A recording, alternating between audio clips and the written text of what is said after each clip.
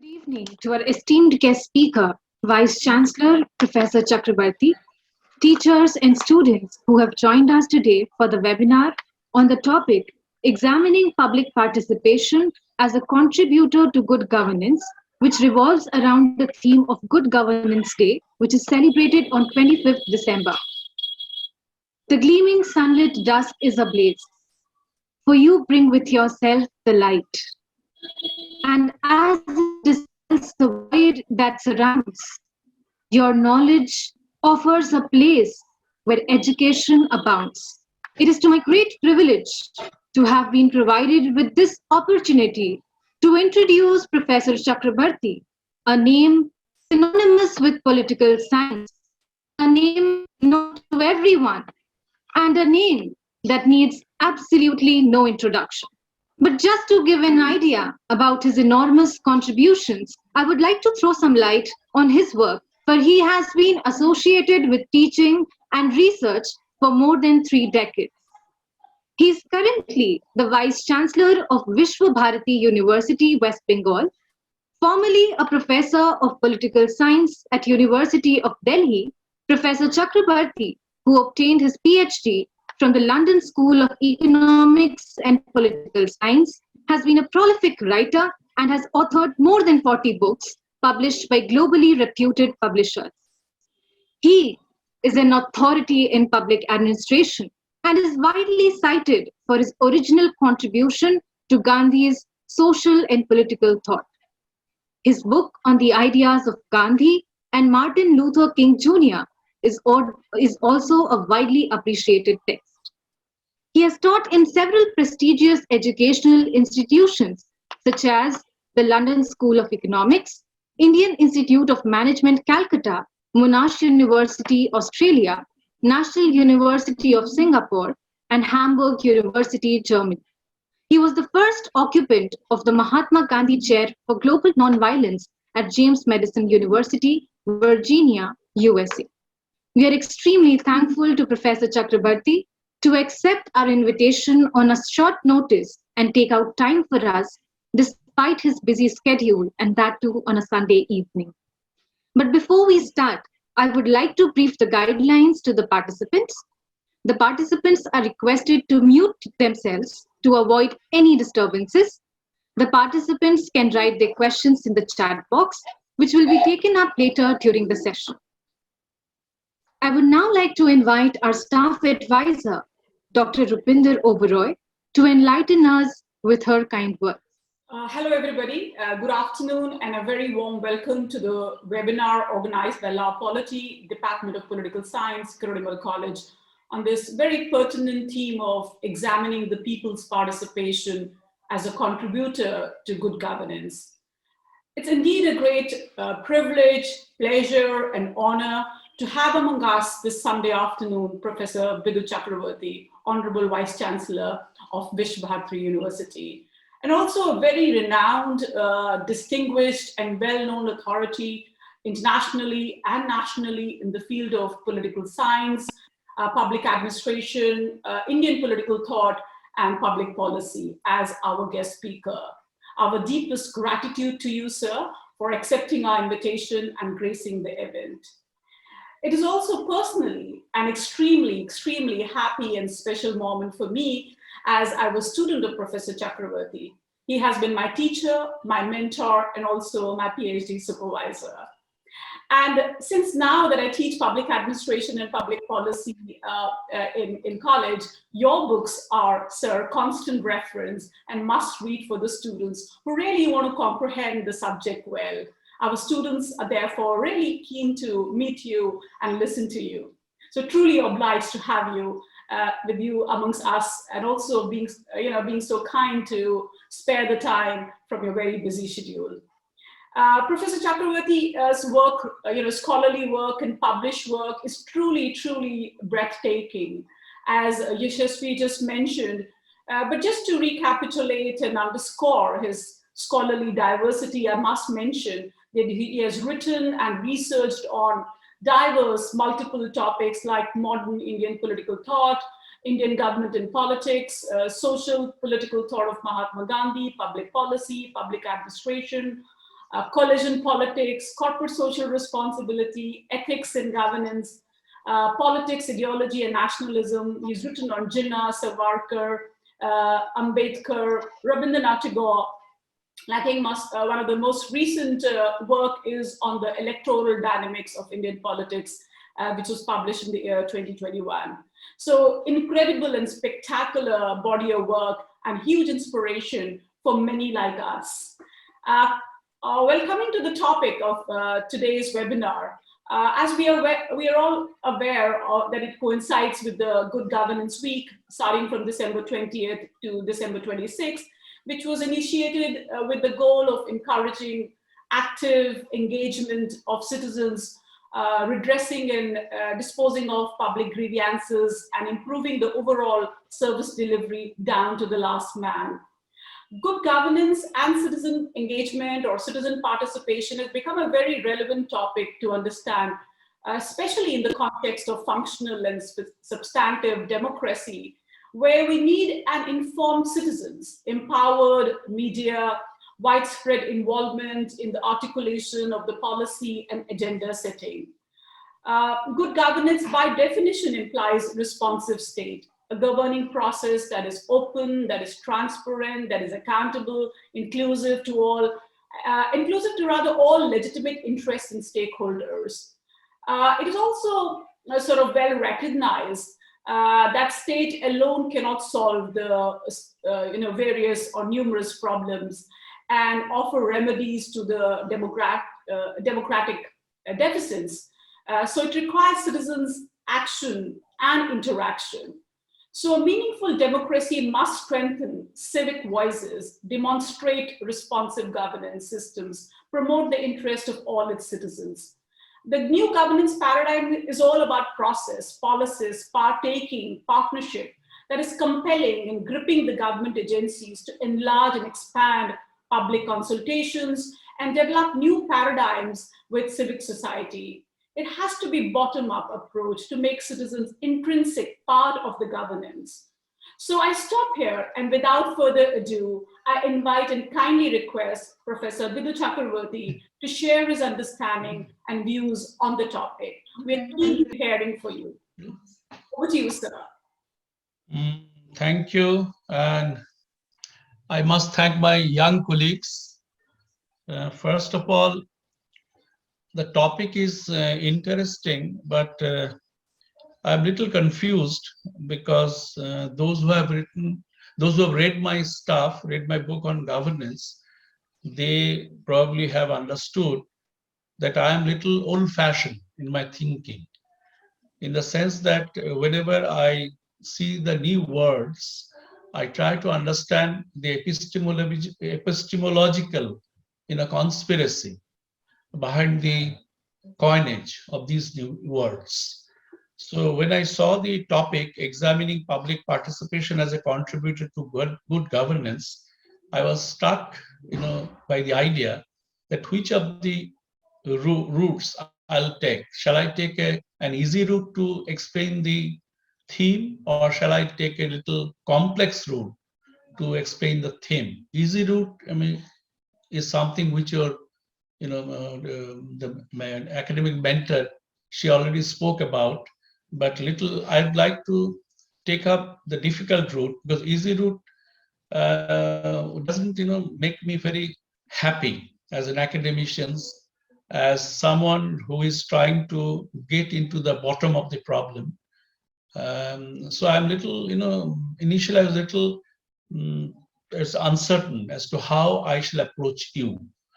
That's one. And secondly, I don't know whether the language in which I'm going to speak is English okay, or do you think Hindi will do? Is English okay, Dashashri? Yes. All right. Yes. So I guess that everybody will understand my Bengali English, Benglish. I know my Delhi University students really accepted me despite my Benglish. So I hope, given the fact that you're all part of Delhi University, I think I have got that right over you. So I'll speak in my way in my way, both in terms of the topic and also the language. But personally speaking, in fact, Rupendra knows about it, that I prefer to take a difficult path always. And she knows, she probably remembers that I scolded her many times, because whenever she opted for an easy route, I said, no, that will not do. You have to think this way. And I'm sure I'm very happy today that she's the one who has been able to educate you more or less in the fashion in which she was trained under my, I wouldn't say under my care, but I would say under the care of Delhi University.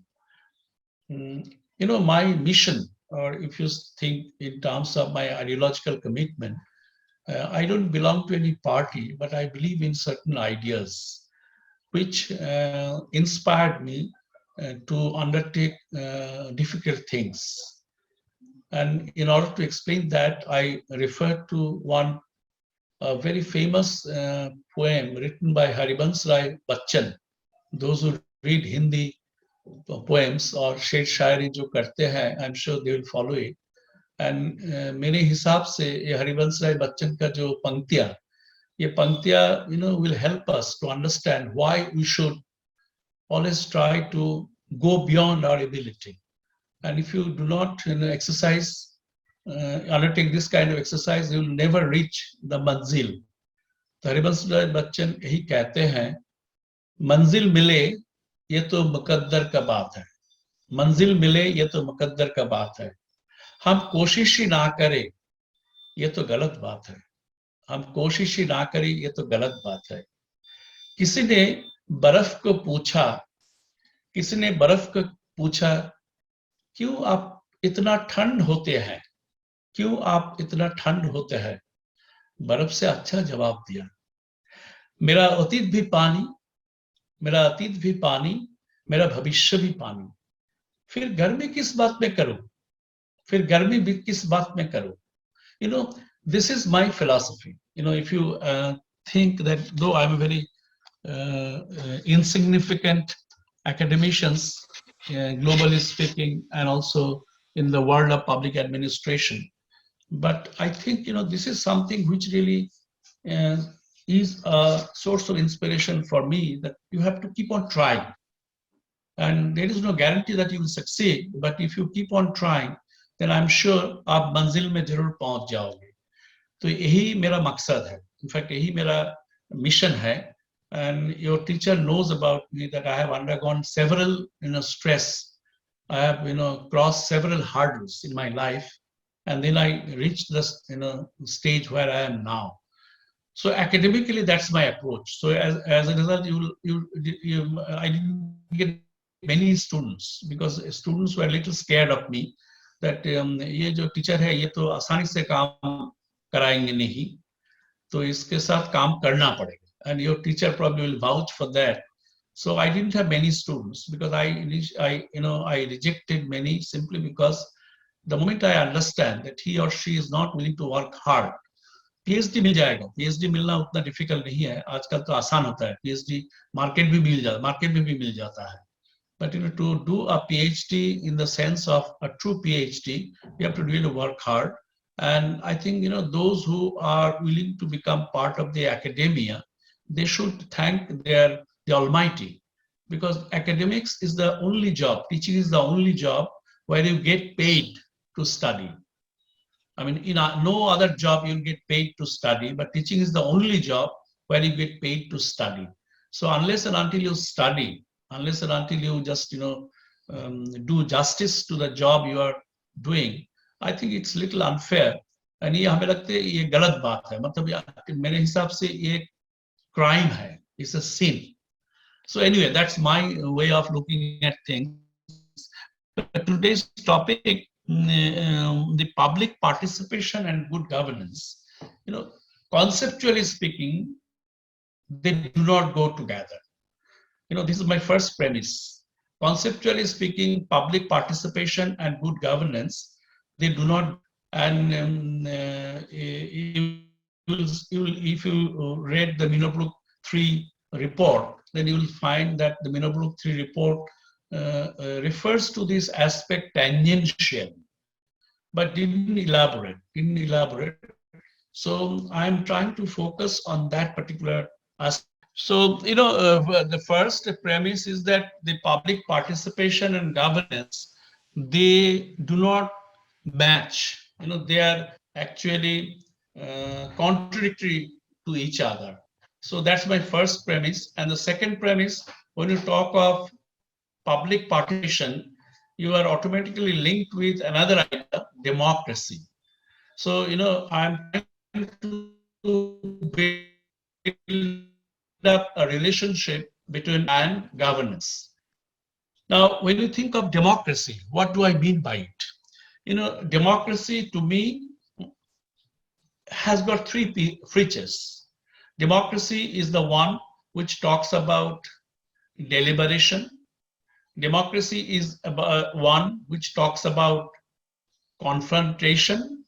Democracy is a process of building consensus.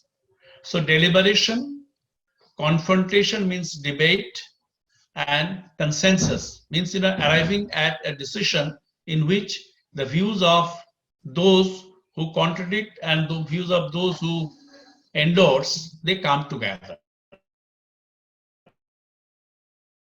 So this is actually the process how democracy is actualized. I'd like to go a little further beyond this, that to me, democracy is a pilgrimage across differences. Because unless and until you appreciate differences, you cannot really appreciate the idea of being democratic. Because if you look at the etymology of democracy, it's nothing but the rule of the demos, the people. So if you think of the people as a collectivity, regardless of difference of opinion, then you have to think in terms of bringing them together under a platform. So democracy is nothing but a platform for the demos to come together on certain issues. So that's one. The secondly, in order to support this kind of hypothesis, what we require is constant reinvention. Constant reinvention, and a reinvention is possible if there is no order. So disorder and constant reinvention, they are interlinked. And with this, I define democracy. Democracy is nothing but, so democracy, as I said, is essentially a kind of constitution-driven system of governance. When I use the term governance, I have in mind the idea of public administration. As I said, I'm very old-fashioned in my thinking. So I still believe that we don't need governance, because the moment we accept governance as a conceptual parameters, we're actually entrapped in a conspiracy. Now, governance is not an innocent construct. Those who have read my book, they know that, I argue it's not an innocent construct. It's actually a construct given by the World Bank, the IMF, the global capitalism. We'll come to that in a minute. So I prefer to use the term public administration. But I'll use interchangeably governance and public administration to mean public administration, because I strongly believe public administration. Why? Because when you talk of governance on the basis of the global intervention, you'll find it talks about a process and a structure. Governance is about a process and a structure.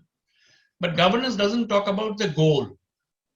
Now, if you talk of public administration is certainly about a process and the structure, but at the same time, the idea of public, it also talks about the goal. So, when you think of process, we think in terms of the bureaucratic processes, basically. And when you think of the structure, we think of the bureaucratic structure.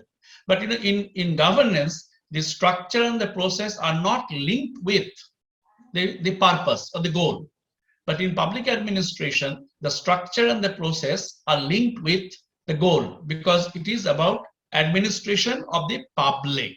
So from that angle, I still think that public administration is a better word, is a better expression to understand what we mean by today's governance. Okay, so this is the kind of conceptual kind of foundation on which I would like to build my argument.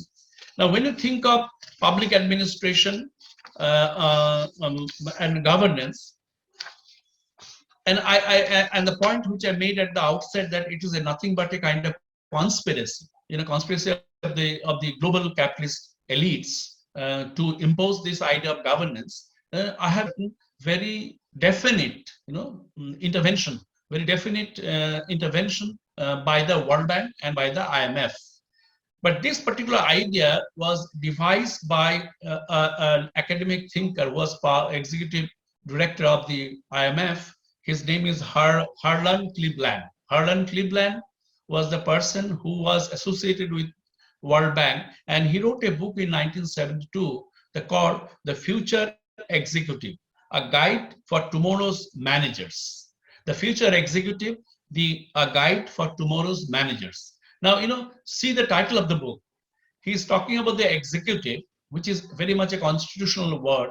But the moment, if you come to the subheading or the subtitle of the book, he talks about the managers. And when you think of the managers, the idea of management, which relates to optimization of resources and fulfillment of the goal.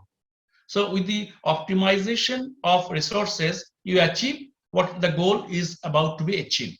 So Harlan Cleveland actually transformed public administration into a mechanism by linking it with the managerial intervention in public administration. So this is the starting point of the conspiracy, and that conspiracy received a kind of bigger attention in the World Bank report of 1989, From Crisis to Sustainable Growth. That's also a World Bank report, 1989. That particular report talks about governance. I'll come to that in a minute, the definition of governance by this particular document. And the second document, which is also critical, is World Development Report of 1992.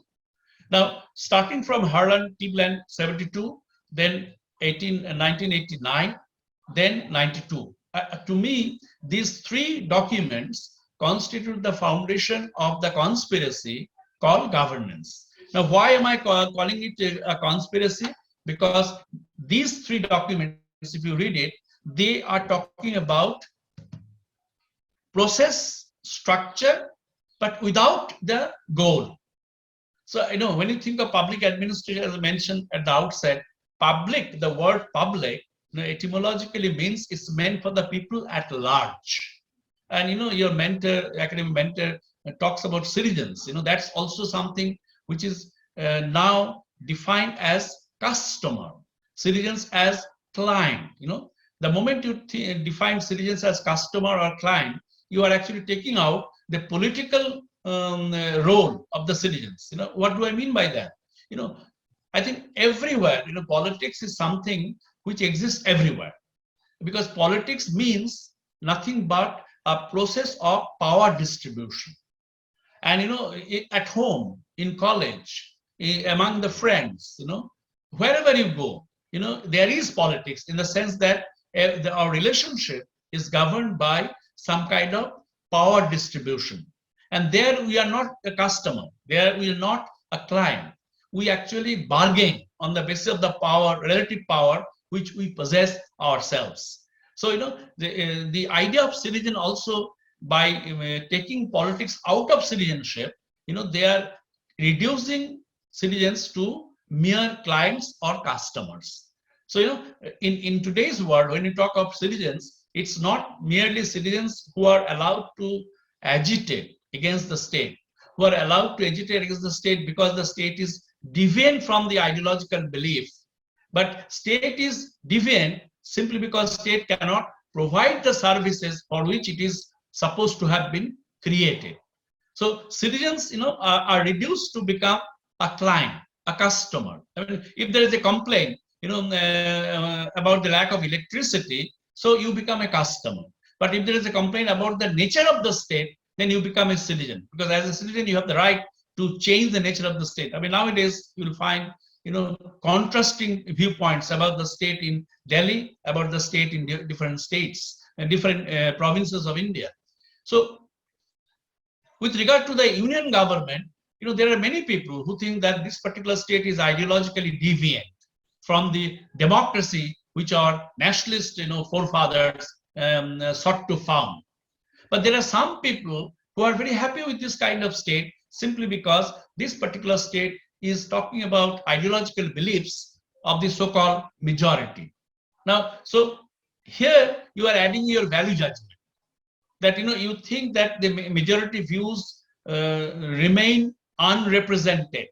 So now this particular state is good simply because it is talking about the majority, not exactly at the cost of the minority, but not paying much attention to the minority.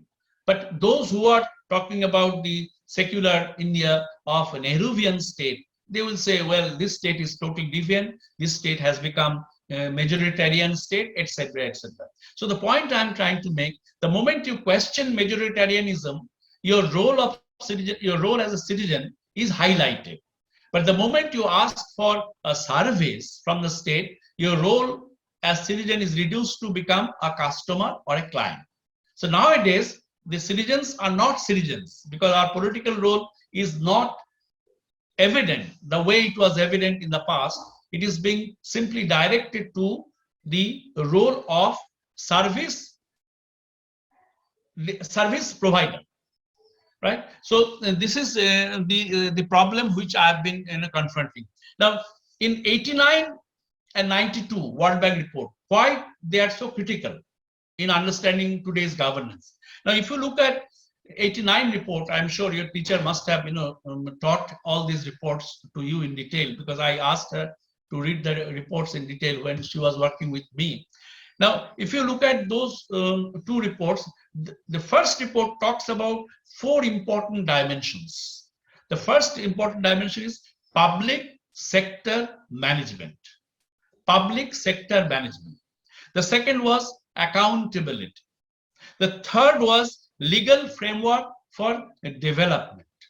And the fourth was information and transparency. Now, if you take all of them together, the first is public sector management. That means there is an implicit assumption that all over the world, according to World Bank, public sector is not being managed properly. Nowadays you must have seen there is a kind of rat race to privatize the public sector. The latest being Air India. Now they are also trying to privatize the railway.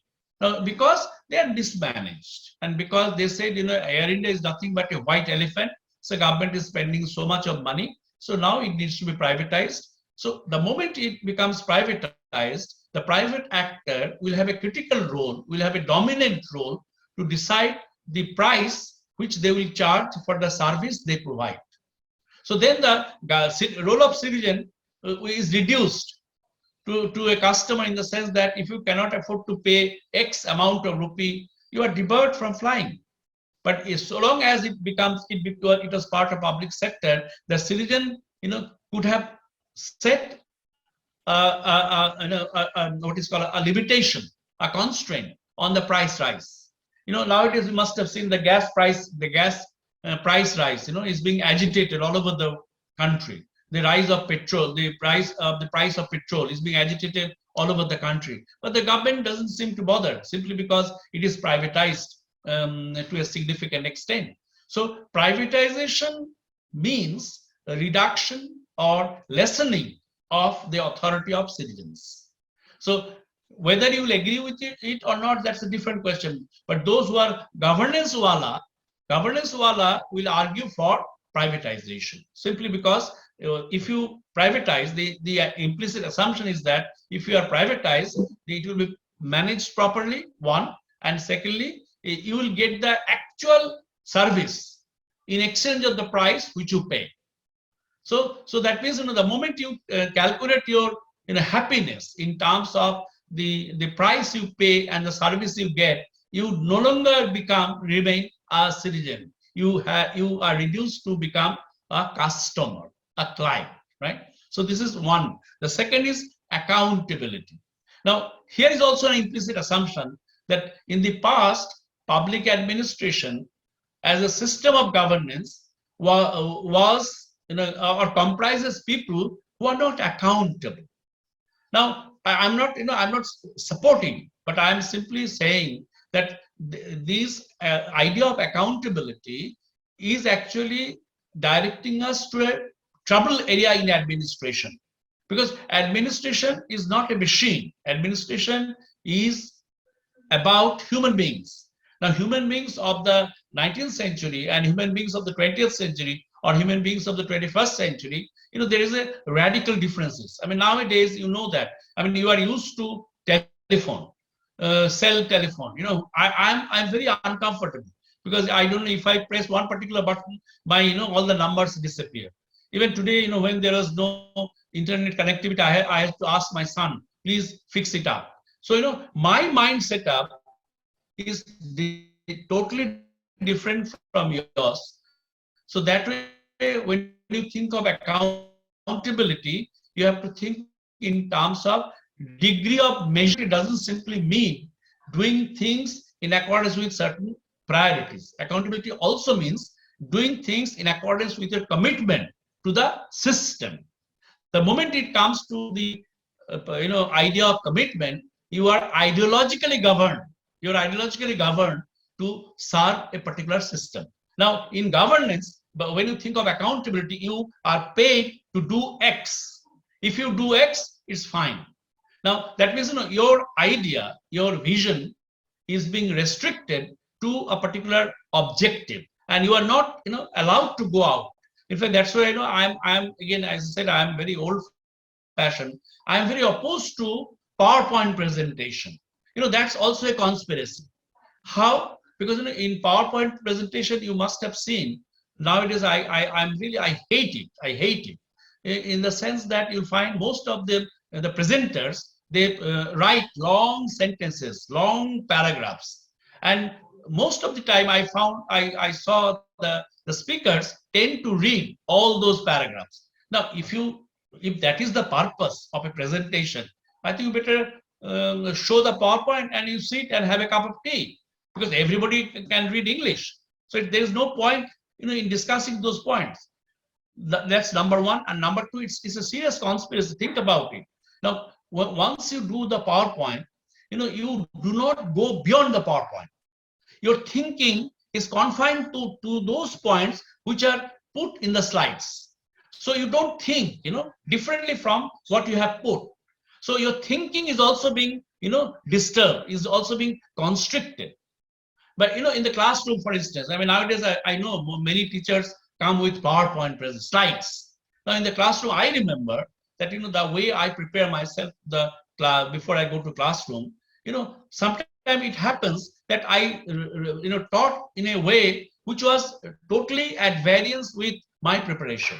So, you keep on thinking. So PowerPoint presentation to me is again a conspiracy, by the world capitalist class to not to think beyond a point. Your thinking is, is being channelized in a very narrow way. So, your creativity will be disturbed to a significant extent. So similarly, nowadays you must have seen it's little, I'm diverting because I'm telling you out of my own experience. I mean, everybody faces this situation at home, and you, especially the younger generations. I mean, nowadays we hardly interact with each other. If you travel by the metro in Delhi, previously I saw that the next person sitting next to you, you tend to talk, you tend to strike a kind of conversation with him or her. But nowadays, the moment you sit on the chair of the metro, you'll open up, bring out your mobile phone, and then you start doing things together, even at home. So, again, this is the role of the citizen, that the citizens, are being defined essentially as a customer. And as a result, you must have seen, it's just like the West, after 2-3 years, the telephone becomes inoperational because it doesn't have enough RAM, it doesn't have enough memory. So you keep on, changing the phone. So you keep on, what is called adding to the capital of the world capitalist class. And, once you use a telephone, you are taking many people's lives. How? Because the telephone battery made of lithium, that material is available only in South Sudan and Uganda. And you'll find that every day, if you look at the South Sudan or Uganda, where there are mountains of lithium, and for capturing those mountains of lithium, there are many warlords. And people get killed every day. More than 1,000 people get killed to capture those mountains of lithium. Lithium is the source of the battery for the mobile phone. So, when you use a phone, please think of those, persons who got killed because of they were working for the warlords to capture those mountain of lithium material. So, these are all, diversity. But anyway, let me come to the point. When you think of public administration, why I am referring to public administration again, because public administration as a conceptual, I would say conceptual outcome is based on certain philosophical principles, which are good for humanity. Now, what are those principles? The first principle is the principle of enlightenment. Now, if you look at the public administration and the history of public administration in India, if you start from Elton Mayo's the Local Self-Government Act of 1882 till 1935 Government of India Act, if you look at that history, you'll find that this constitutional development was governed by the principle of the philosophy of enlightenment. Now, what is enlightenment? Very briefly, when there are many, starting from John Locke till John Stuart Mill, they are all the doyens of the philosophy of enlightenment. If you look at enlightenment as a philosophical approach, it has got three components. The first is the British variety, the second is the French variety, and the third is the American variety. When you talk of British variety is dependent on three C's: concern, care, and compassion. Concern, care, and compassion. So this is actually, if you look at the literature, starting from John Locke till John Stuart Mill, via Jeremy Bentham, then Herbert Spencer, then John Stuart Mill's father, James Mill. If you look at the writings of all these thinkers, you'll find they insist on three C's: care, concern, and compassion. To this is added the French variety. If you look at primarily the writings of Voltaire and Rousseau, you must have read, all men are born free, but everywhere they are in chains. But the original French Revolution would not have taken place had they not questioned the French ideological foundation on which the French monarchy rested. So both Voltaire and Rousseau were belief of the French system of governance. And what does it mean? It means that they were skeptical. They didn't believe what they derived from the past.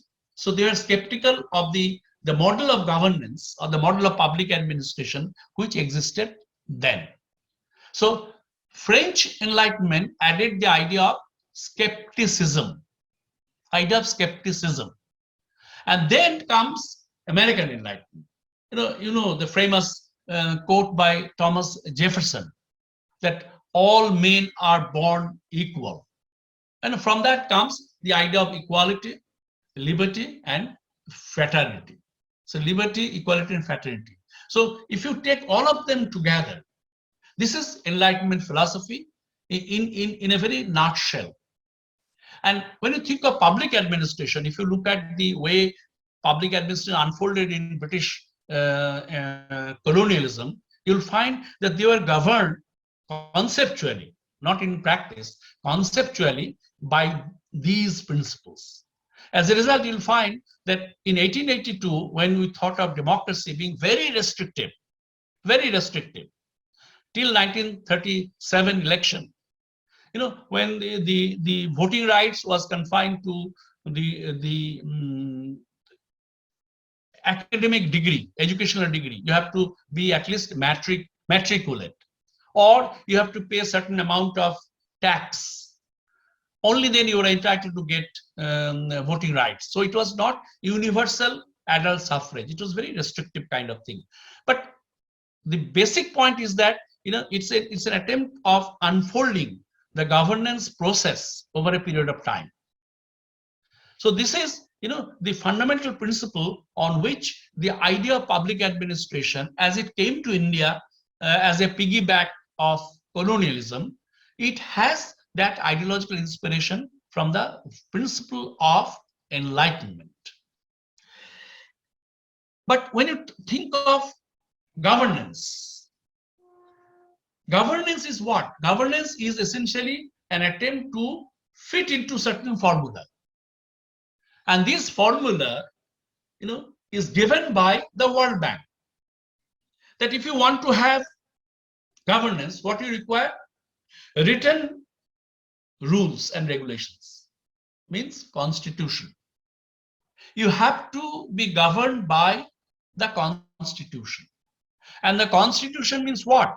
Is nothing but elaboration of certain principles, elaboration of certain policies, which are dependent on the social, cultural, and political context in which this constitution evolves. I'll give you an example. Now think of Bangladesh constitution and think of Indian constitution. Now Bangladesh constitution, there is what is called national religion. It's not a secular constitution. But in India, we didn't talk about the religion, we talk about secularism. Now, why so? Simply because Bangladesh constitution emerged out of a struggle. In the first constitution was secular liberal, which was made by Mujib government in 1975. But in 1972, after Mujib's death, when General Ziaur Rahman became the leader, he tried to Islamize. He tried to, baptize Bangladeshis into Islam. As a result, you will find that it has become what is called an Islamic Republic of Bangladesh. But India is not a Hindu Republic of India, simply because of the social, cultural, and political perspective in which Indian constitution was made, which was different from that of Bangladesh. That's why. So constitution is what? Is certain specific rules and regulations which are made on the basis of the social, cultural, and political context. So constitution cannot be universalized. If you universalize a constitution, that World Bank or IMF makes this constitution for India or for Bangladesh or for Pakistan, it should be universalized. There should be a standardized constitution. But as I said, constitution emerges out of the context, out of a kind of, what is called dialectical interaction between the text, the constitution, and the context, social, cultural, and political circumstances. Now, if you accept governance, then you are actually ruling that out, that there shouldn't be a separate constitution for each country. On the contrary, there should be only one constitution. Because governance talks about rule-driven policy design made by the World Bank and IMF. They don't say it categorically, but by forcing the state to accept you, I will not give you loan. I will not give you any technical help. So if you accept by technical help, you have to accept all these things. And 89 governance report was prepared simply because the sub-Saharan African countries could not repay the loan which they took from IMF and the World Bank. So because you give the money, so you force them to accept your conditionalities.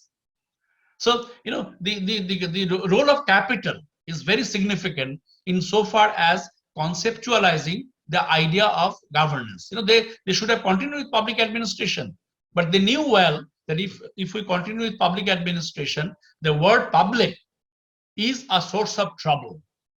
So the word public needs to be taken out. As a result, they evolved a new coinage called governance. That's why I keep saying the idea of governance is nothing but a conspiracy. Now, the moment you talk of governance, what you are talking? You are talking largely about the structure. The structure. Now, for instance, especially in democracy, we call it, the role of the vox populi. Vox populi is the voice of the people. It's a Latin word. Vox populi is the voice of the people. But, if you think of the democracy in today's context, do you think that our parliament has the voice of the vox populi? Because so long as first past the post system remains, it is very difficult to conceptualize Indian parliamentarians being representative of the people at large. If you get 30% of votes and the other candidates get less than you are winner. So you represent only 30%. I'll give you very general statistics. Rajiv Gandhi got maximum percentage of votes. What was that? 41%. So 41% of the Indians supported Congress, and he got maximum number of seats, more than 400 seats.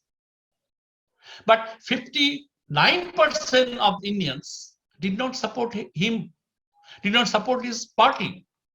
So how can you say that Rajiv Gandhi, despite having maximum number of parliamentarians in the Lok Sabha, represented India at large? Because he did not represent 59%. Either they didn't vote for him, or they voted for somebody else, or they did not, that time there was no nota, they would have given a nota. So, when you think of governance being democratic, you have to keep all these things in mind. Now, you may ask the question, what I'm saying is probably impractical, because in the representative system, it is not possible. So you have to think in terms of proportional representation. But there is also problem, because you think of America, Donald Trump question that Joe Biden had adopted all kind of means to enhance his victory, to ensure his victory. So I don't know how to which is the best system of election under these circumstances. But I'm just trying to understand the problem which is the product of the contemporary situation. Now, under these circumstances, is governance an appropriate mode of conceptualizing public administration? That's the main question I'm asking. In this kind of uncertain world, when we have got many questions, when these questions remain unanswered, is governance the most efficient mode of conceptualizing public administration? Now, if we go into this particular aspect, that is it true or not, then then probably we'll have certain answer. I'm not saying that I can give you conclusive answer, but I can give you certain thoughts to arrive at a conclusion according to your priority. Now, what does governance mean? Here, I'm just drawing your attention to certain features of governance, and then probably you can think whether it is appropriate or not, whether it is conspiratorial or not. First of all, governance is nothing but a practitioner's contribution to administration. It is practitioner's contribution in the sense that it is devised by the World Bank people. It is devised by those who control global capitalism, World Bank, IMF, America, and some of the European powers. So West. It is essentially a West-centric concept of conceptualizing public administration, which is given as a universal mode of conceptualizing governance. So, what they do? They do, if I use the metaphor, they provide one size fits in all formula. So there's only one size. But I'm questioning that this one size of public administration is contrary to public administration, where the requirement of public differs from one place to another. I mean, in India, probably the requirement of food is more important than the requirement of education. In the United States, the requirement of the immigrants are more important than the requirement of having meals a day. So if you think of many nations or states.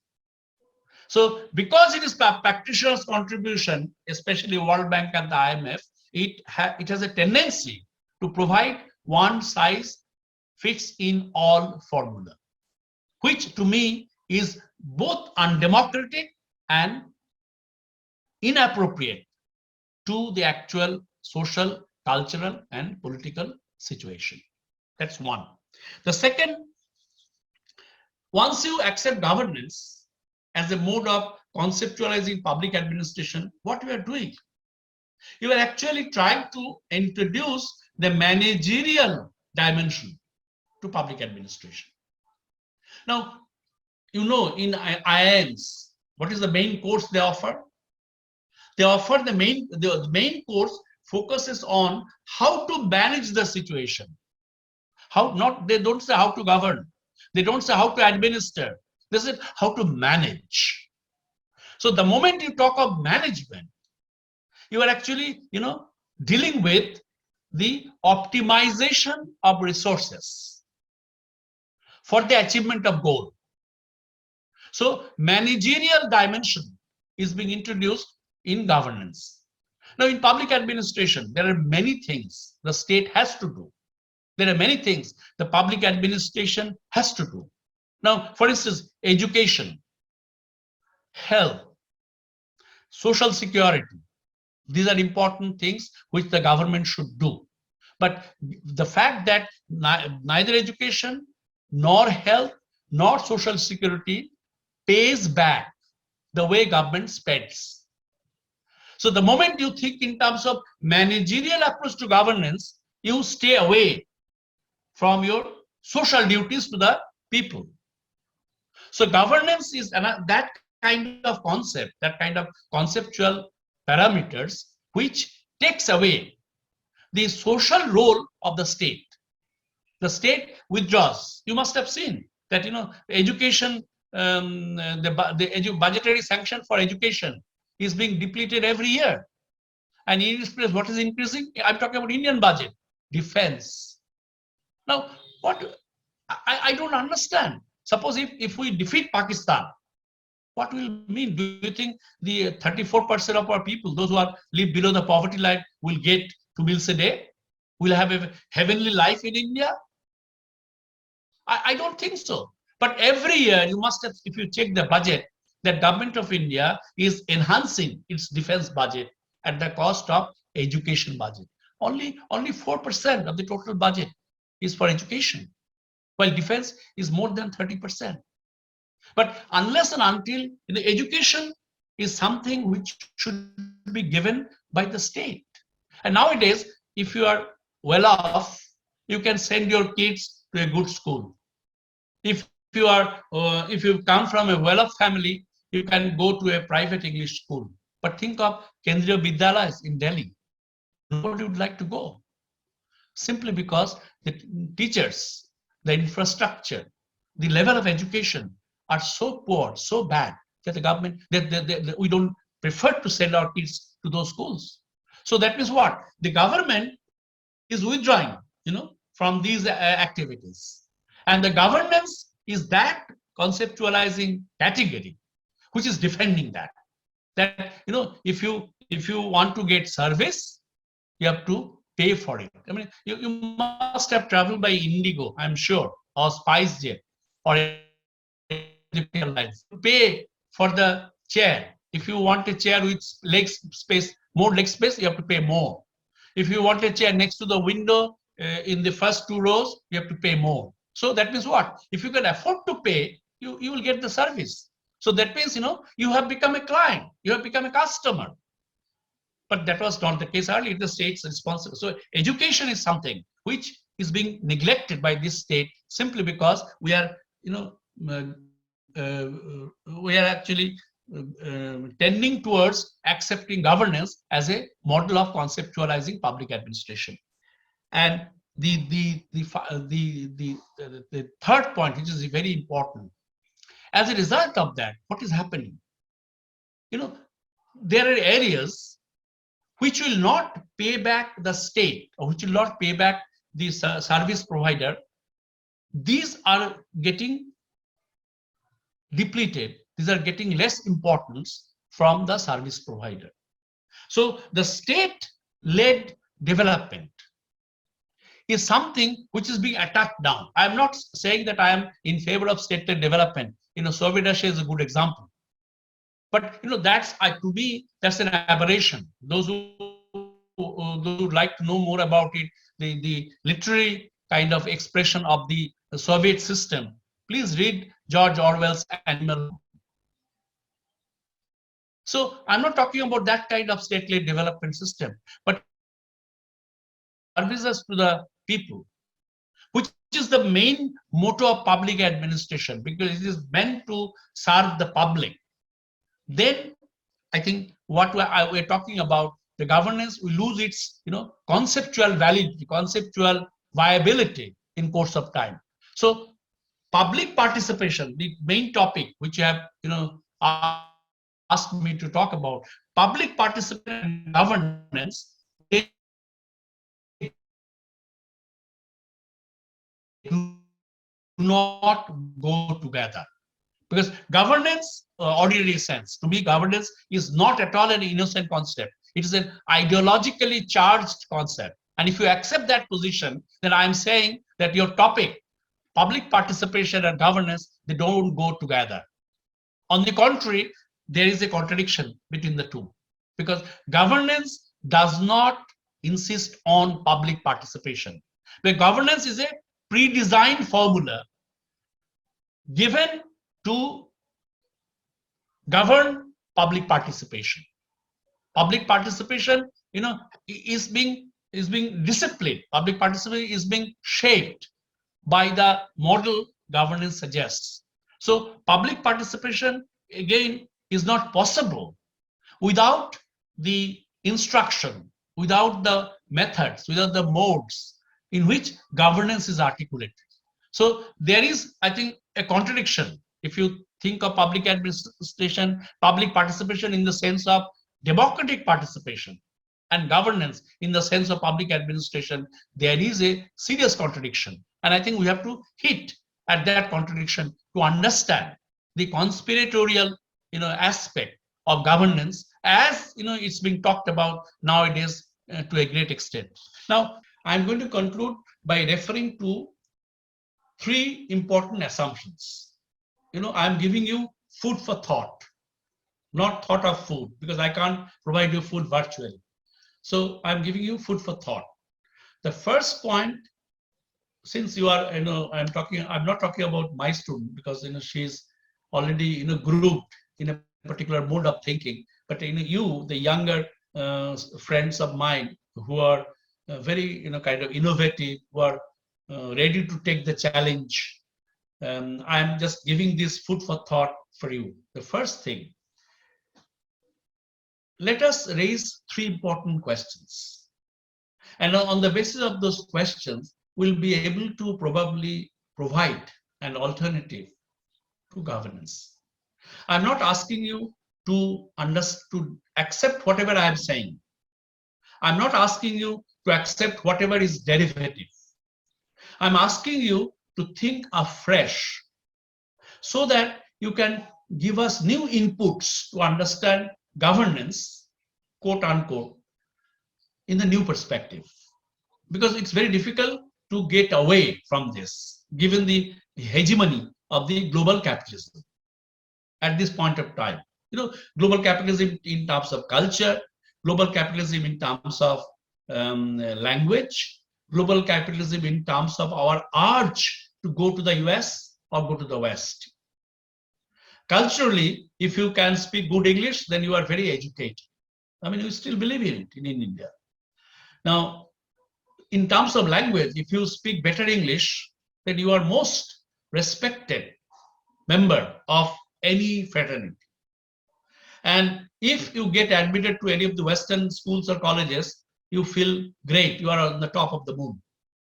So these are, I think, symbols of mental bankruptcy, which is being aggravated, which is being pampered by the concept of governance.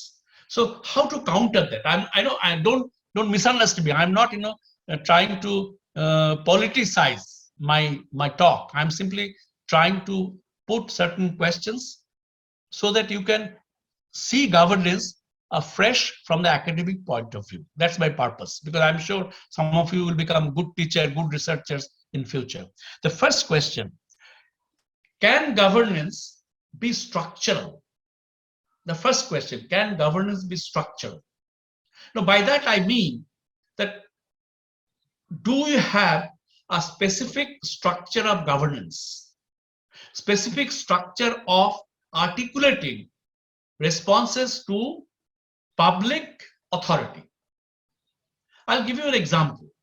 Now, suppose when you come to a particular country, think of the constitution, we think of the constitution, we think of the language, we think of the culture, we think of the locational advantages, disadvantages.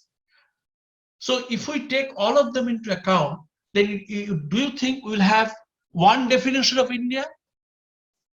No, because our definition of India is multifaceted. It is multidimensional. So there is one very difficult to have one definition of India.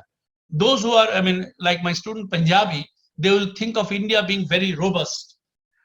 But those who are Bengali, they think India are very, very mild.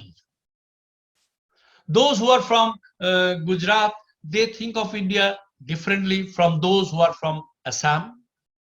So if governance is a structural design, then it's very difficult to understand its functions, simply because a structure functions in its own way, regardless of the social, political, and economic situation.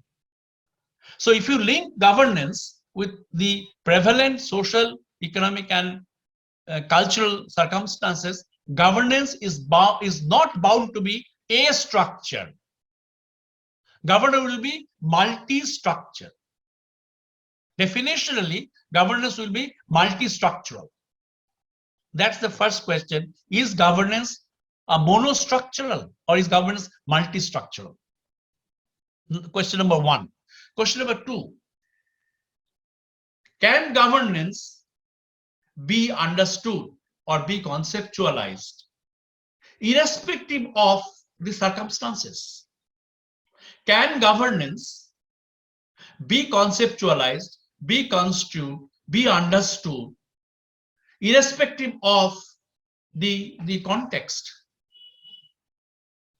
Here I am reiterating the question which I raised earlier in a different form.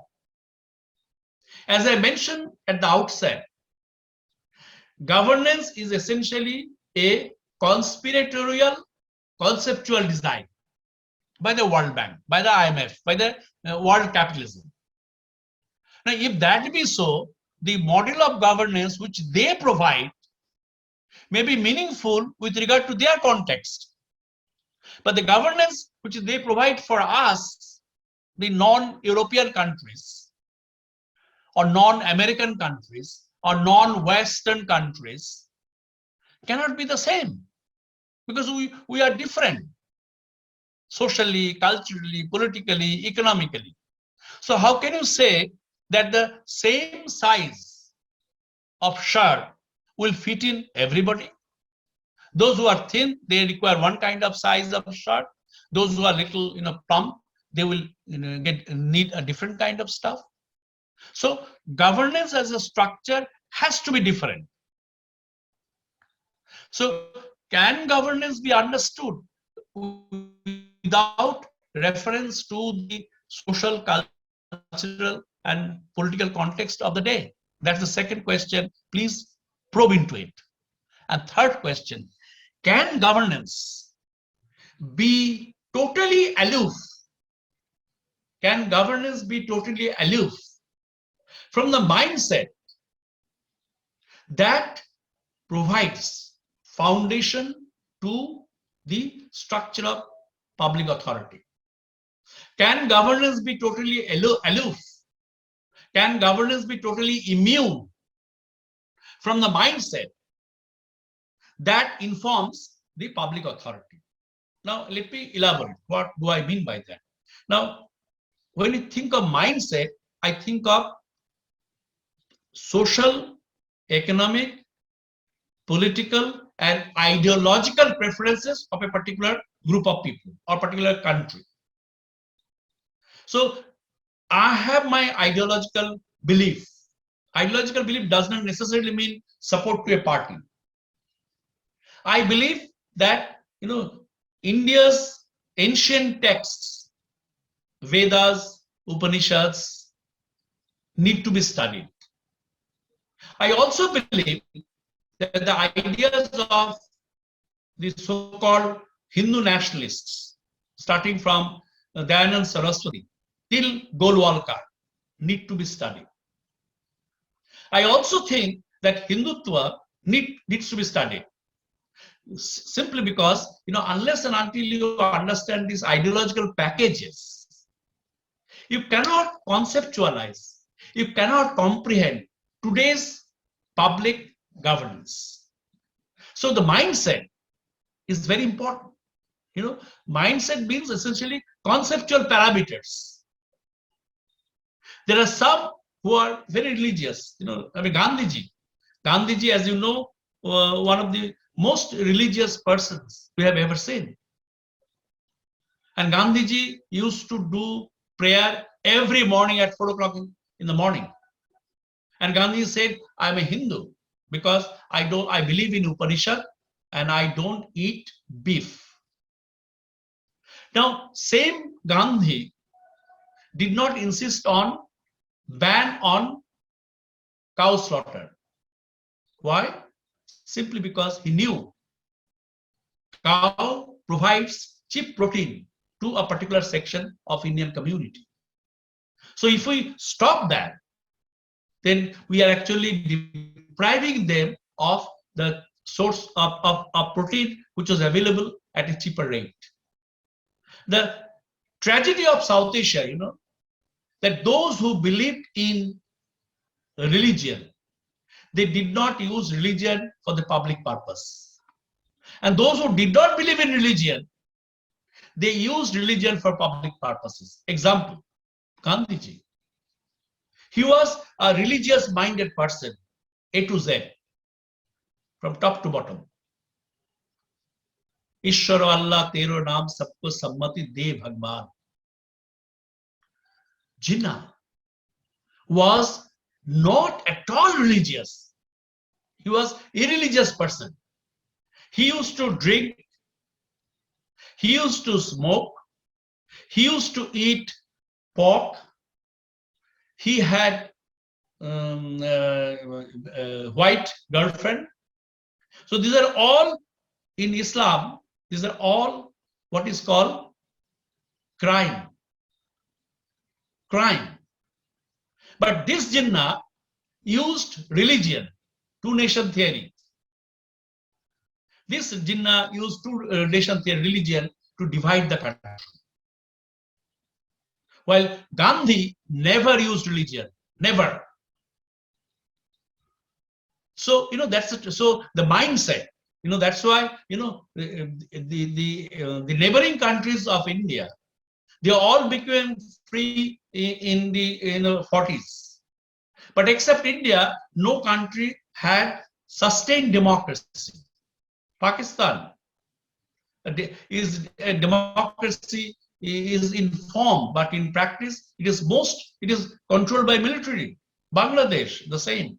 Sri Lanka, Nepal, Hindu state. So, if you think of the South Asia, that's a tragedy of South Asia.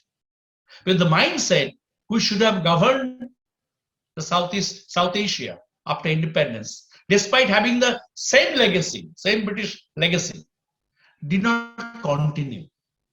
We need to probe into it. Why it didn't continue? Aisha Jalal did some work on this, but I think we need to probe further why it happened in India, but it didn't happen in Pakistan, it didn't happen in Bangladesh, it didn't happen in Sri Lanka, it didn't happen in Nepal.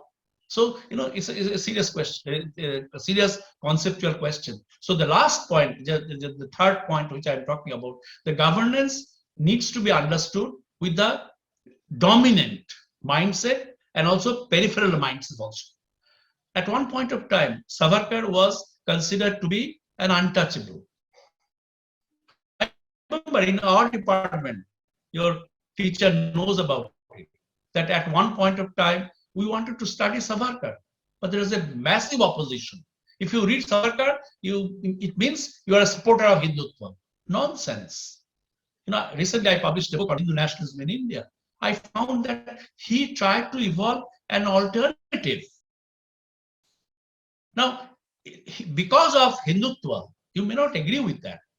I mean, Hindutva in practice today is not the Hindutva which Savarkar propounded. I'm telling you. Read Savarkar's Hindutva book. I'm not a Savarkarite. Don't misunderstand me. I'm a serious academic. And I read Savarkar in between lines.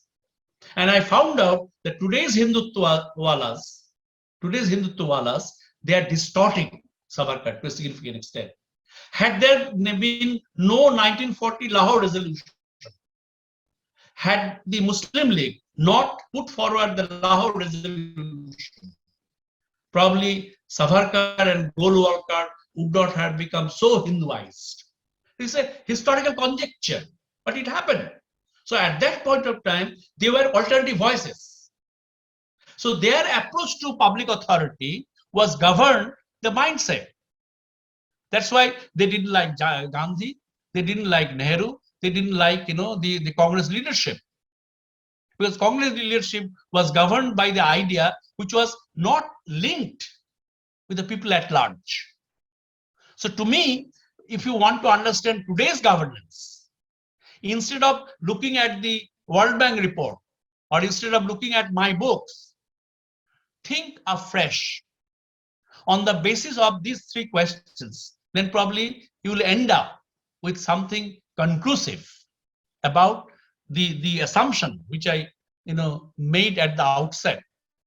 Is governance a conceptual conspiracy or not?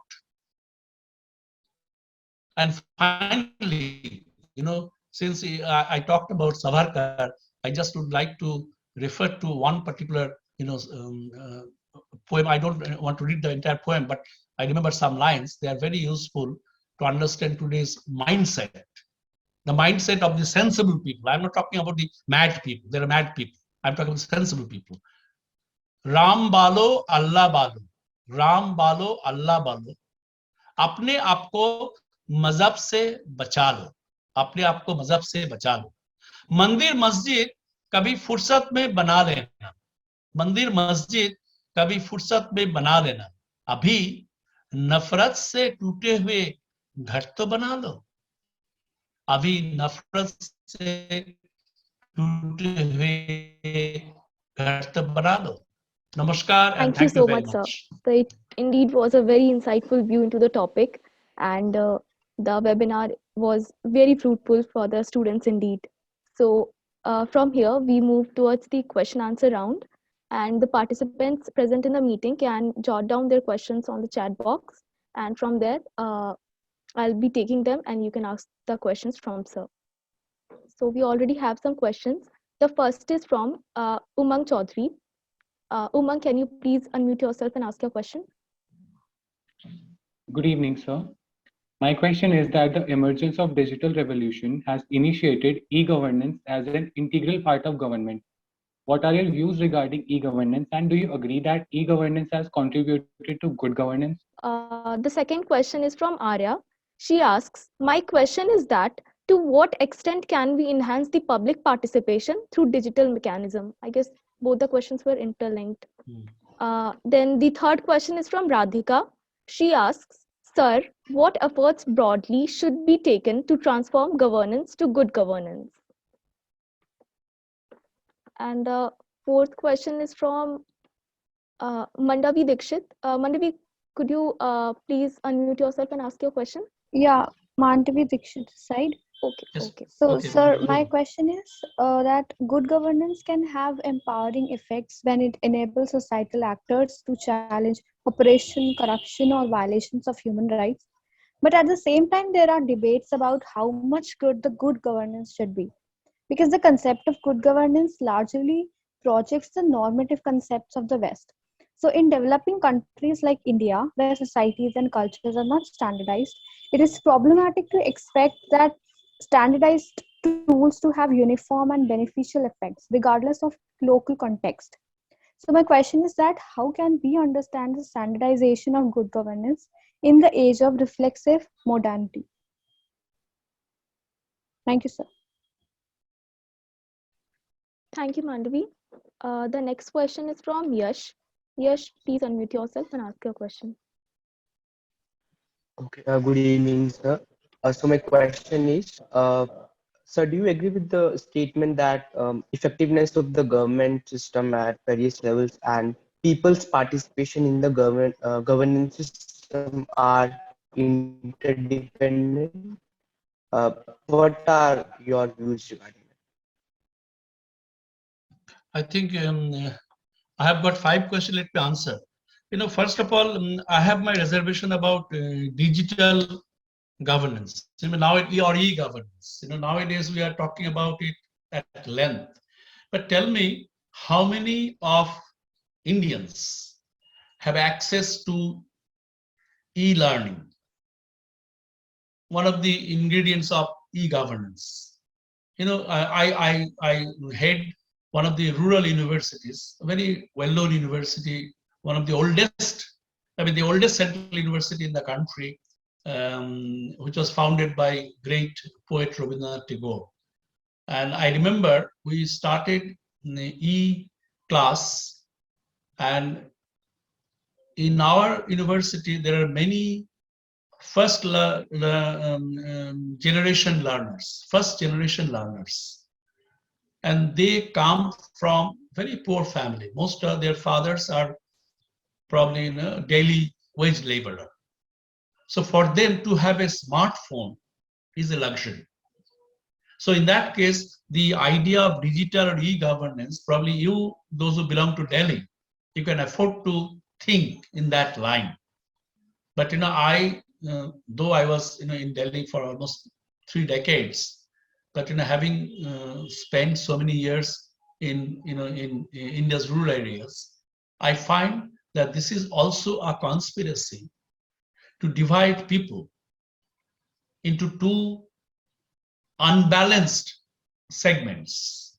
One who are well off, one who has access to all the facilities of the good governance model, and the majority of them will be deprived of that system of governance. So digital governance, e-governance, that is something which I don't agree with that. I don't agree with that. And personally, I do not accept that this has anything to do with good governance, right? I know this particular approach, you think about it. I'm just provoking you to think differently. I'm not saying that, discard your belief, but I'm simply making an argument. And if you are persuaded by my argument, then I'm sure you'll think about it. That whether whatever I'm saying, does it contain any substance or not? So my response to you, Umang, that I'm trying to provoke you to think afresh. Because when you think of governance, it is not a system which is operative vis-a-vis KM College, for instance. or vis-a-vis Delhi University, for instance. We have got almost more than 1,000 universities in the country. And most of the universities or the center of learning are located in the periphery of the country. So if you think of those people who are in the periphery, then for them, I don't know whether e-governance or digital governance makes any sense. That's my response to you, Umang. The second, can we enhance digital governance? I think my answer is more or less in the same line of thinking. Yes, we can. Certainly you can, because those who are well off, those who have access to all kinds of financial securities, probably they can. I mean, you can think of a mobile phone with a good RAM, with what is called maximum memory, very expensive kind of stuff. But think of the Aam Janta. Think of the Aam Janta. If you want to raise the literacy level, even in today's India, 66% of our population are literate, means they can sign. Now they can just simply sign. So if you think of that 34%, we have no moral responsibility to them. I think that's little unfair, ideologically believe. My perspective as a student of political science, I think, as I said, we always operate in a political process. And that political, by that mean, I don't mean the mode of achieving power. Politics does not necessarily mean a mode of achieving power. Politics is essentially a power equation. And in everyday life, we operate in the power equation. Why did you listen to me? I mean, you've been listening to me for almost an hour. Why? Simply because, I have the power to make you listen. Why do you listen to your teacher? Because the teacher in that power equation, in that power relationship, is higher in terms of access to certain facilities which you would like to have during the class. So because of this power equation, the relationship is shaped. So digital governance is something which is exclusive to a particular section of the population. It can't be general. Because to have digital governance effective, you have to have certain facilities. I mean, internet, I lost, twice I lost connection with you. And I'm just doing this webinar from a university. So think of the situation, Vishwabharati's vice chancellor does not have internet access continuously. So think of somebody who is a first generation learner, whose father is a rickshaw puller, or whose father is a daily wage laborer. Now you may say, he doesn't have to be educated. Let him work in the field. That's a different question altogether. If you hold that opinion, then I have no argument with you, because you belong to a different ideological camp. But if you think, no, he needs to be studied as well, then your approach will be different. So I think I have my great reservation about digital governance, unless and until we expand our budgetary allocation for education, budgetary allocation for health, budgetary allocation for social security. Old age nowadays, initially because of the morality, we used to look after your old parents.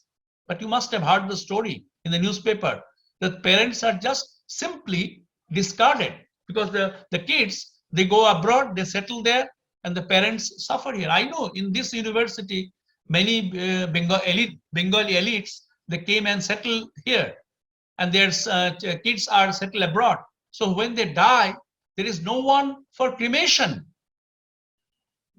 So, this is the situation. Now, if you believe that that's a life for me, that's a different ball game altogether, Umang and Yashaswi, or the question which was asked by me. Now, governance and good governance. Madam, I do not believe in this distinction.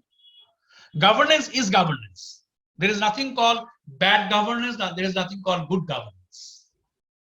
It is again, it is again an attempt to make a kind of distinction between countries which did not pay back to the IMF and World Bank. They were badly governed.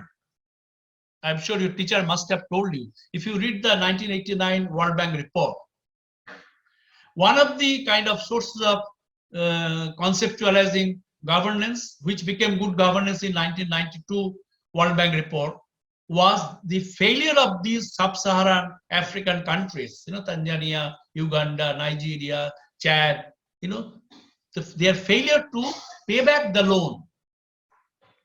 As a result, they were badly governed. So it means what? The capitalism. The capital is, if the capital is respected, you are good governed, you are part of good governance countries. If the capital is not paid back, you are badly governed. So good governance, bad governance, to me, that distinction makes no sense. But public administration, can you say it's good public administration, bad public administration? We never say that, because we don't talk about it. Public administration is public administration. Right? So I think, I'm not really, competent enough to answer this question, because I don't believe in it. Conceptually, to me, good governance, bad governance is nothing but a jugglery of words by the World Bank. Then governance, is it an empowering device? And I'm very happy that this friend of mine referred to the normative dimension of governance. I mean, that's the point I'm hitting at. That governance is not at all a mechanical device. Governance is based on normative considerations linked with the well-being of the people at large. So if you accept governance being a normative device, then it's certainly an empowering device. But the moment you use governance in the World Bank sense, then it ceases to be normative. It becomes a design, which is well-defined structurally. So your question is very good question, but if you link normative with governance, they don't go together. And I'm sure, being a student of public administration, you understand, or you accept the idea of governance not in the Western sense, but that's the conceptual roots. You cannot say that I don't know the conceptual roots of governance. Now, so if you believe that governance being normative in the Western sense, then I think you are misleading us. Your conceptual, understanding is little, what is called misdirectional, I would say. Because governance cannot be normative. Public administration is normative. So from that point of view, I think if you use the term public administration being a normative design of public authority, then is certainly empowering. So if you use governance in a very general sense, in a very generic sense, then yes, I agree that you use governance and public administration interchangeably, so I excuse you. But I'm sure a student of public administration knows that governance is essentially a product of the Western intervention. And from that angle, it cannot be a normative aspect. That's my answer. Secondly, effectiveness of governance. I would like to use, reformulate your question in terms of effectiveness of public authority. I am very particular about the public part. This, prefix public authority, public administration, public governance, that makes sense. Because governance is directed to ensure the well-being of the people at large, public. ये public का बात है भाई, public का बात. So when you think of the public in terms of a sum total of people, regardless of differences in terms of class, creed, color, or ethnicity, then yes, it is certainly people's participation is essentially an important dimension, an important kind of push or important yardstick for effective public authority. or to use governance in a generic sense, effective public governance. But as I mentioned at the beginning, that people's participation and governance, conceptually speaking, they do not go together. They are self-contradictory. It's contradiction in terms. If you think of people-centric administration, it has to be public administration, not governance. Okay, 5, then I can take more. Since Okay, we have sir. to go, say.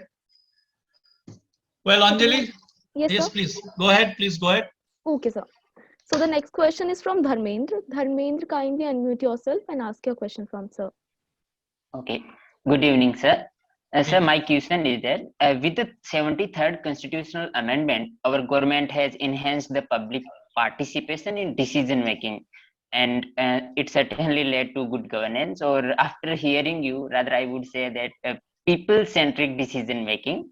So my question is that can we say that through more decentralization of power, we can move towards larger public participation and ultimately people-centric government? Your comments on that.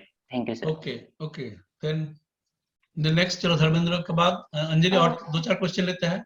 जैसे western countries में होता है कि policy making में public opinion, expert logic and political will होता है, जबकि हमारे यहाँ पॉलिसी मेकिंग में बहुत सी कमियां हैं. जिन 3 पॉइंट की मैं बात कर रहा हूँ, ज्यादातर पॉलिसी में इनमें से किस एक पॉइंट की बहुत अधिक कमी दिखती है, और इन वजहों से पॉलिसी का जो एक्सपेक्टेड रिजल्ट आना चाहिए वह नहीं दिखता. सर, आप इस कमी को कैसे देखते हैं और इसमें बदलाव को लेकर आपका क्या मानना है? And sir, the last question today we have is from Shashank Shekhar. Shashank, can you unmute yourself and ask your question? Sure. Hello, sir. Yes. Through your discussion, we are mostly questioning the idea of governance as a mode of conceptualizing public administration, if I understood you right. Sir, the other modes of understanding public administration or going for public administration, which thought that it addressed public, do you think it actually addressed public at that time? Because most of them either failed or deviated from its path. The ideas of administration which we used before 1970s, when the idea of governance was not there, were they actually serving the idea of public? And secondly, if they are not serving the idea of public and we are questioning the idea of governance too, what alternative do we have to go for public administration?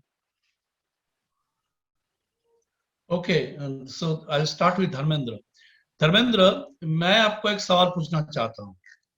ये सवाल है, ये जो 73rd amendment act हुआ, आपने जो कहा था, ये conceptually in terms of the act revolutionary, ये तो मैं मानता हूँ, क्योंकि अगर वो एक्ट पढ़ा जाए तो 33% reservation for women, then election होना चाहिए, इलेक्शन का जो खर्च होगा ऑडिट होना चाहिए, वगैरह वगैरह.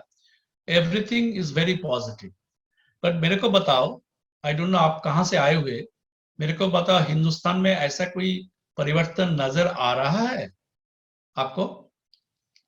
धर्मेंद्र, मैं आपको पूछ रहा हूँ, क्योंकि आप तो पगड़ी पहन के आपको फोटोग्राफ दिया, तो लगता है आप दिल्ली से बाहर का ही हो. Yes, sir. I am from Rajasthan and Rajasthan. Yes, sir. Rajasthan में अगर मतलब जैसे ग्राउंड लेवल पे देखें तो पंचायती राज एज ए फॉर्मल स्ट्रक्चर तो एस्टेब्लिश हुआ है, लेकिन जो एक्चुअल इम्प्लीमेंटेशन होना चाहिए उसमें कहीं ना कहीं आज भी लेकिंग है. जैसे आपने जिस प्रकार से अपने प्रेजेंटेशन में बताया कि वो गवर्नेंस वाला पार्ट ही रह गया, लाइक फॉर्मल स्ट्रक्चर है, लेकिन इनफॉर्मल लेवल पे पीपल के माइंड में हम आज भी पंचायती राज को उतना एस्टेब्लिश नहीं कर पाए हैं. तो आपको तो मेरा सवाल का जवाब पता है भाई. आपके दिन मैंने क्यों क्वेश्चन किया, आपने तो मेरे से बहुत अच्छा जवाब दिया. मैं आपका थोड़ा ऐड करना चाहता हूँ. आप राजस्थान का होने वाला, ये जो आरटीआई एक्ट हुआ था ना 2005 में, ये आरटीआई का पीछे राजस्थान में एमके मजदूर किसान शक्ति संगठन, अब जहाँ अरुणा राय बंकर राय का जो कंट्रीब्यूशन इमेंस था, क्योंकि गांव वालों को कंट्रीब्यूशन है. बट उस हिसाब से अगर हिंदुस्तान को देखा जाए तो कंट्रीब्यूशन उतना नीचे तक अभी पहुंचा नहीं. आप सोच सकते, आप बताओ मेरे को धर्मेंद्र जी, ये एक मंदिर हमने बना दिया, उसमें हिंदुस्तान का जो हाल है उसका कोई चेंज होगा? आप बताओ। हमारा ये जो तेजस एयरक्राफ्ट हमने खरीदा, इसमें जो लोग खाना नहीं खा पा रहा है, खाना नहीं मिल रहा है, जो बिलो पॉवर्टी लाइन का जो इंसान है, उसका कोई उपकार हुआ?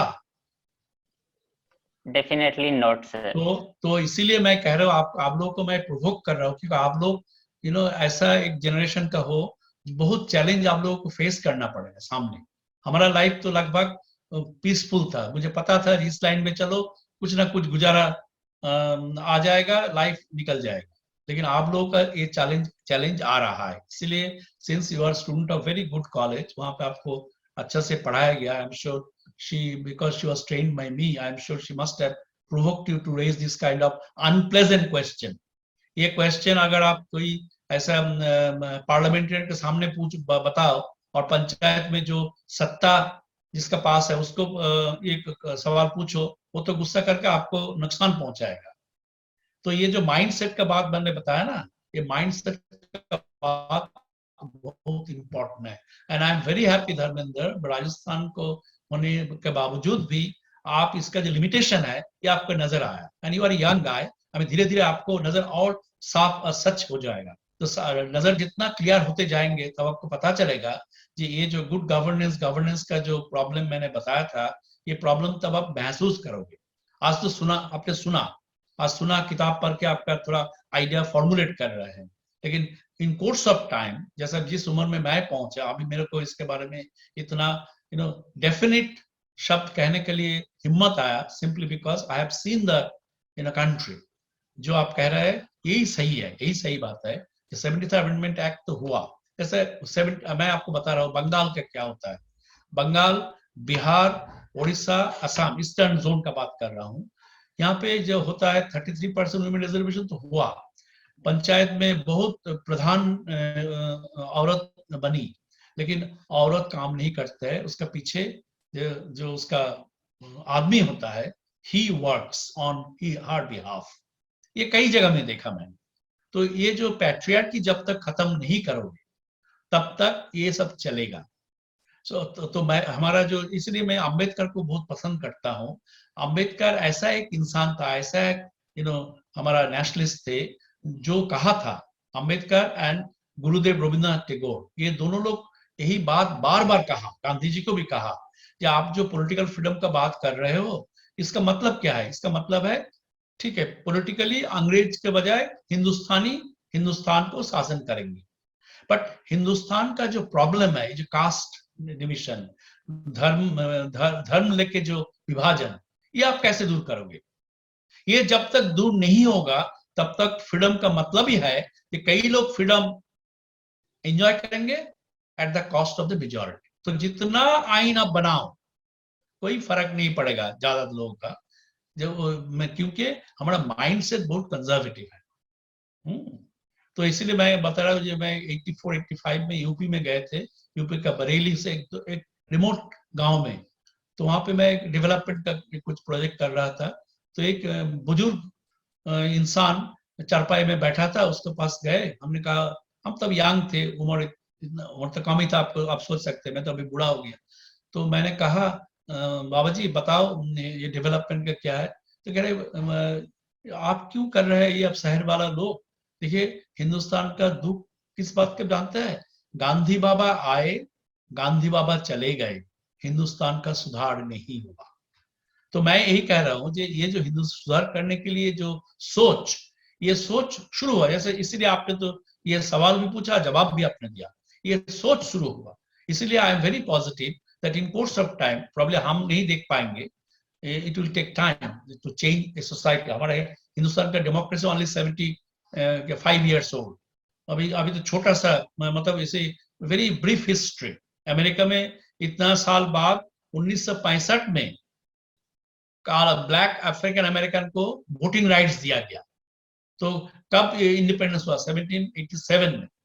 तो इतना सालों बाद फर्स्ट टाइम डेमोक्रेटिक जो बात करते हैं, डिमोस का रूल, यूनिवर्सल एडल्ट सफरेज हुआ 1965 में। तो इसलिए ये एक देश के इतिहास के लिए 75 इयर्स कुछ है ही नहीं, अभी बचपना है, ये ठीक से खड़ा नहीं हो पाता। इसलिए लेकिन सोच शुरू हो गया, जैसे आपका सवाल में उसका एविडेंस है, जब आप सोचना शुरू कर दिया। ये जो 73rd अमेंडमेंट एक्ट हुआ, ठीक है, पॉलिसी के हिसाब से is very positive, very progressive, but in terms of practice इसका कितना कामयाब हो पाएंगे आम जनता, इसके बारे में जो डाउट आपने दिखाया था, यही होगा हमारा देश के लिए आगे बढ़ने का एक सीढ़ी। ठीक है, that's one. Secondly, policy making deficiency के बारे में एक सवाल उठाया हमारा दोस्त। देखिए, मैं तो इसके बारे में जवाब देना चाहता हूँ एक सेंटेंस में। अगर ये डेफिशिएंसी आप खत्म करना चाहते हो, if you want to get rid of this deficiency, there is only one way out, you need to make me the prime minister of the country. आप तैयार हो इसके लिए तो हम कुछ कर सकते हैं। But anyway, that's the lighter part. The serious part is that, जैसा मैंने पहले बताया धर्मेंद्र का, while responding to Dharmendra's question, that you know policy deficiency होगा, क्योंकि मैंने जो कहा ना, सबसे बड़ी what is most important in any system, whether in college or in school or in university or in the country, the most critical part happens to be the mindset. I am sure you can tell me, I know from my experience, there are some teachers who are sought after by the students, and there are some teachers, आप लोग कहते हो वो खरूस बंदर फिर आ गए। इसका मतलब क्या है? For some, teaching is just a profession। भाई हम जाएंगे, क्या पढ़ाए कुछ फर्क नहीं पड़ेगा। आप लोग तो सवाल दिल्ली में फिर भी उठाते हो, कभी विश्व भारती आ जाओ, कभी कोई गांव का कॉलेज में चले जाओ, एंड वहां पे जस्ट अंदर बैठ के देखो टीचर क्या पढ़ाते हैं। टीचर अगर 2+2 3 भी कहे, बच्चों सवाल नहीं उठाते हैं। एक माइंडसेट का बात है। तो टीचर का जिम्मेदारी बहुत होता है। Teacher is the someone who prepares the young minds. Young mind से मिट्टी का ताल होता है, आप लोग जैसा है। ये मिट्टी का ताल को आप कैसे बनाओगे? आप फ्रैंकेनस्टाइन बनाओगे ना एक दुर्गा प्रतिमा बनाओगे? ये जो फर्क आपको तैयार करना पड़ेगा। If you are serious that I don't want to make a Frankenstein, I would like to make a very beautiful idol, then आपका अप्रोच डिफरेंट होगा। और ये अप्रोच डिफरेंट कैसे होगा? ये फोर्सिबली नहीं किया जाता है। I am sure the principal madam says everybody class लेना चाहिए। I as vice chancellor tell all my colleagues class लेना चाहिए, रिसर्च करना चाहिए, but how many of us do it? We don't. तो इसलिए जो आपने बताया ना पॉलिसी मेकिंग डेफिशिएंसी, ये ऐसा एक सीरियस चैलेंज है, जो चैलेंज ना 1-2 बंदा से मुश्किल है। It takes historical period. मैंने बताया तो अमेरिका इतना बड़ा कंट्री, हमने कहते हैं ओल्डेस्ट डेमोक्रेसी, बट अमेरिका में 1965 तक एडल्ट सफरेज ही नहीं था। 13% जो अफ्रीकन अमेरिकन है अमेरिका में, they didn't have voting rights. तो इसीलिए मैं ये जो सोच की बात कर रहा हूं, 200 साल हो गया, फिर भी देखो अमेरिका में 1965 तक एडल्ट सफरेज था ही नहीं। और हम कहते हैं oldest democracy, liberty, equality, fraternity की बात करते हैं।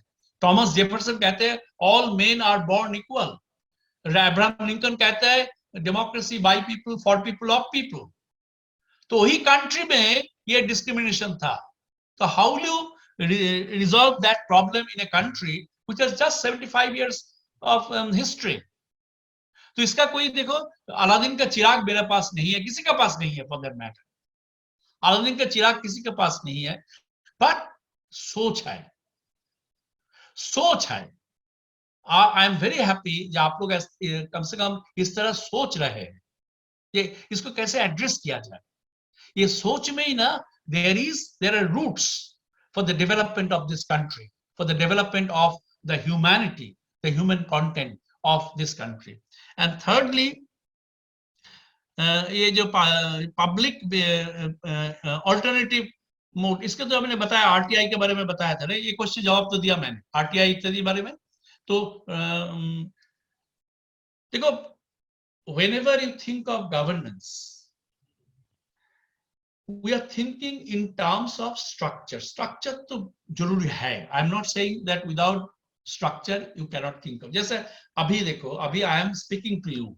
There is a structure. Anjali बताया 5:40 तक हम सवाल लेंगे, क्वेश्चन लेंगे, उसके बाद हम नहीं लेंगे. उसका मतलब इस structure which is applicable to you and also to me. ये आपको 40 मतलब मैक्सिमम 6 बजे तक हम सुन सकते हैं, उसके बाद हम नहीं सुन सकते हैं. So structure जरूरी है, but at the same time a conductor is also जरूरी. गाड़ी चलाने में गाड़ी रहने से काम नहीं चलेगा, एक ड्राइवर भी चाहिए.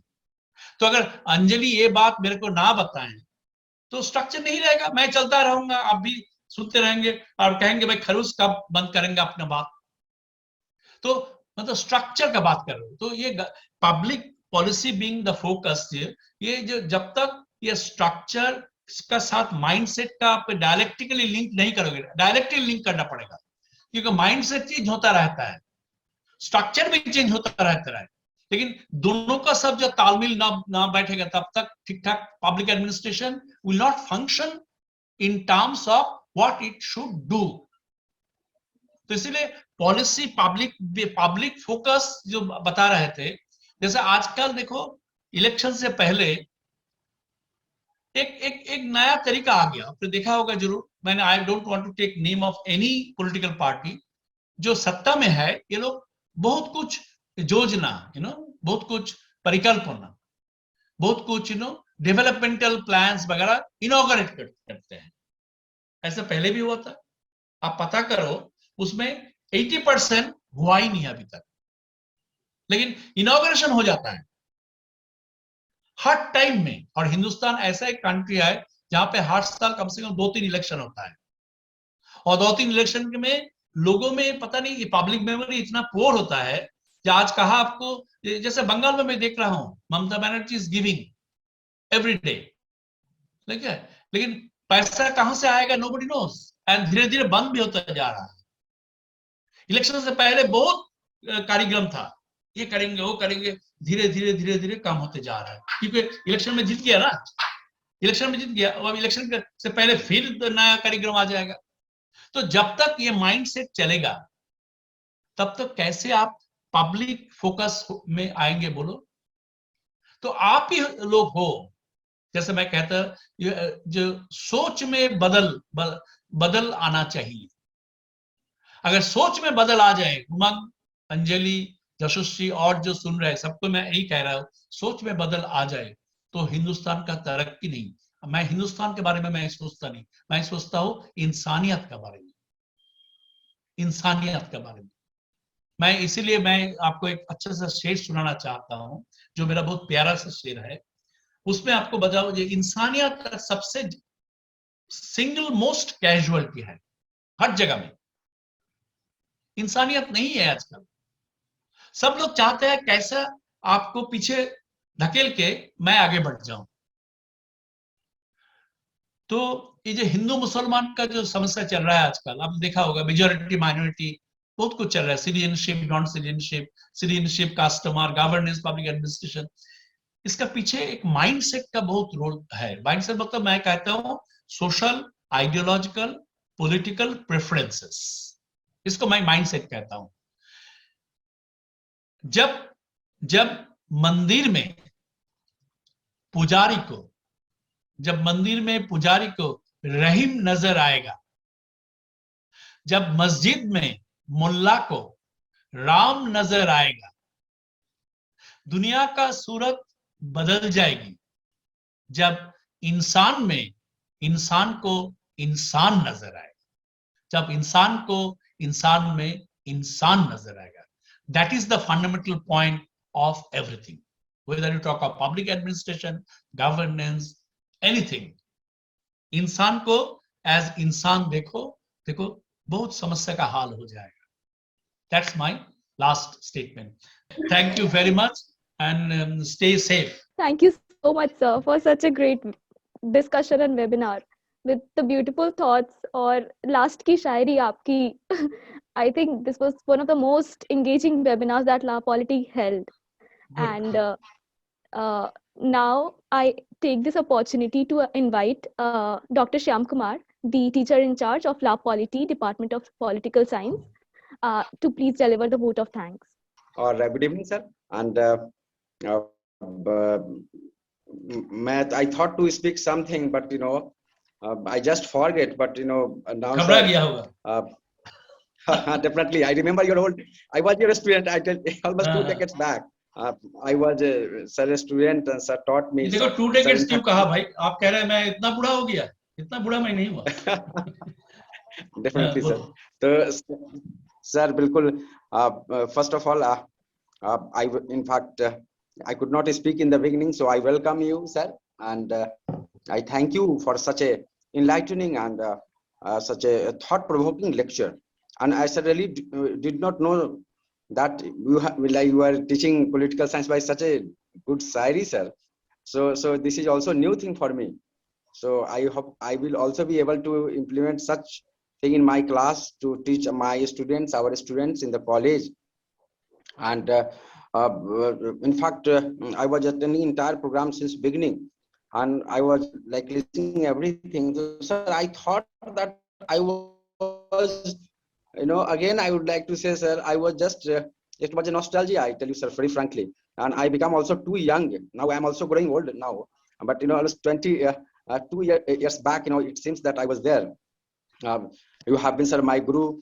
You trained me at every level. You supported me at every level.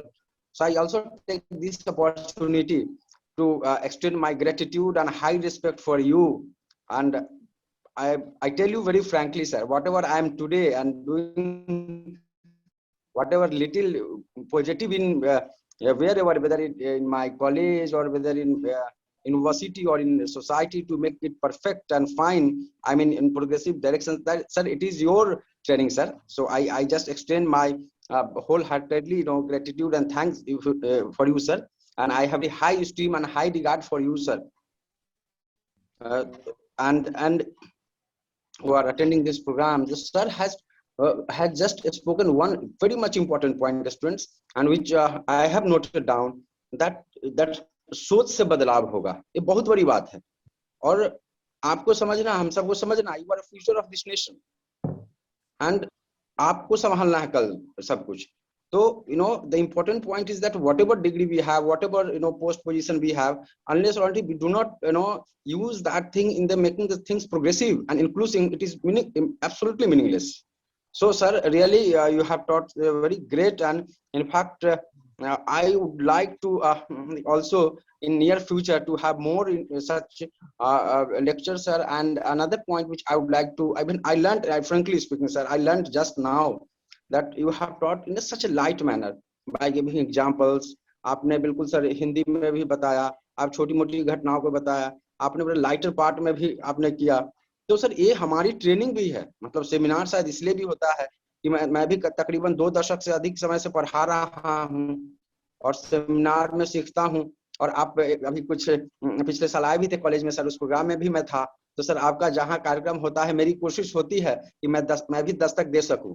देखिए, एक जो आपसे लगाव है, मतलब उसमें भी हाजिरी लगाने का एक मौका मिलता है. तो सर आप मेरे लिए टीचर नहीं रहे, मेरे गार्जियन भी रहे हैं. ये बात को मैं बड़ा पब्लिकली कन्विक्शन के साथ स्वीकार करता हूं, और आपका ब्लेसिंग मेरे पर है, ऐसा मैं मानता हूं, सर. और ब्लेसिंग तो देने के लिए क्षमता मेरा नहीं है.